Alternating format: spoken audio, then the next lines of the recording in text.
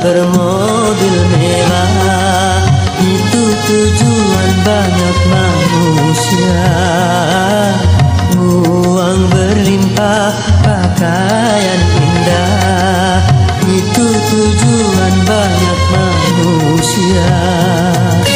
Makanan dan minuman yang serba lezat, santapan yang selalu dicari, rekreasi yang mahal serta memikat, hiburan yang selalu dinikmati.